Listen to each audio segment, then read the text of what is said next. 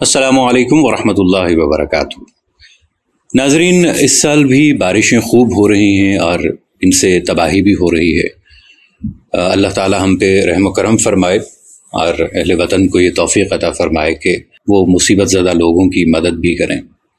तो इमसाल बारिश की ख़बरें भी खूब बरस रही हैं, लेकिन इन ख़बरों में जो अल्फाज जो मुहावरात इस्तेमाल हुए हैं वो महदूद और मखसूस हैं। मसलन बारिश, बरसात, मूसलाधार बारिश, बूंदाबांदी या जलथल एक हो गए। कुछ तो जलथल हो गया भी लिखते हैं या बोलते हैं, जो कि दुरुस्त नहीं है। पहले भी मैं इस हवाले से वजाहत कर चुका हूँ। बाज़ नामा निगार तो मौसम बरसात की तरकीब भी इस्तेमाल कर रहे हैं, जो कि सिक़ा हज़रात इसे दुरुस्त नहीं समझते, क्योंकि बरसात उर्दू का लफ्ज़ है और मौसम अरबी का है।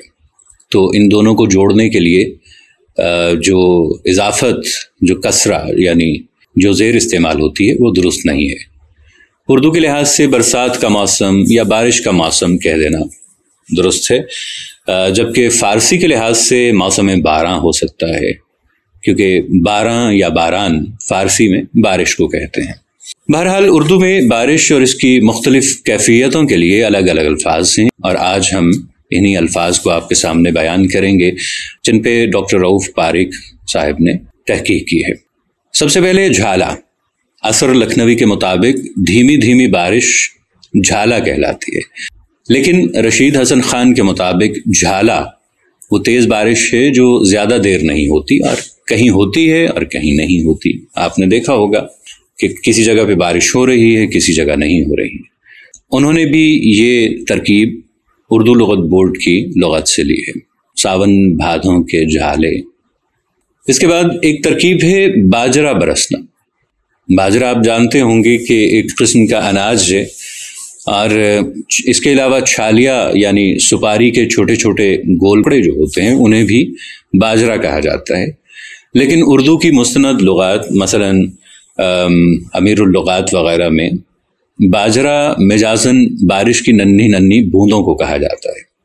जब नन्ही नन्ही बूंदें बरस रही हों तो कहते हैं कि बाजरा बरस रहा है।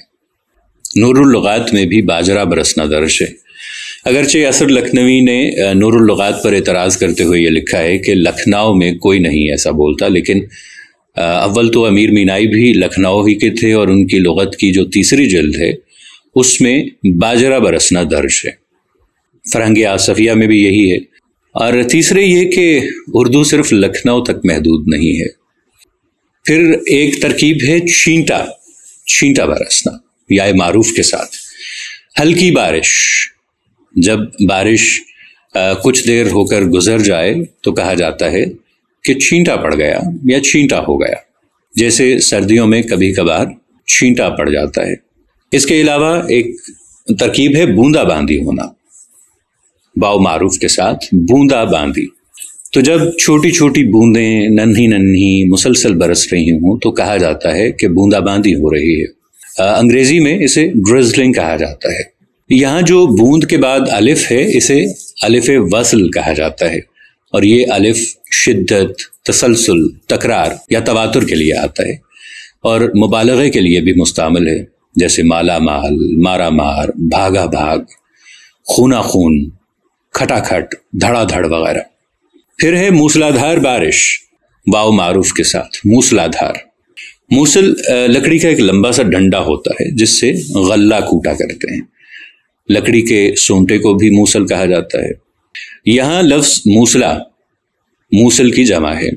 इसमें मूसल के बाद जो अलिफ आया है इसे अलिफ तशबीह कहा जाता है, और इसका इजाफा उन मुरक्कबात में होता है जिनमें किसी चीज़ को दूसरी चीज़ के मुशाबे करार देना हो, जैसे मोतिया यानी मोती जैसा, दूधिया यानी दूध जैसा, और मूसला यानी मूसल जैसा।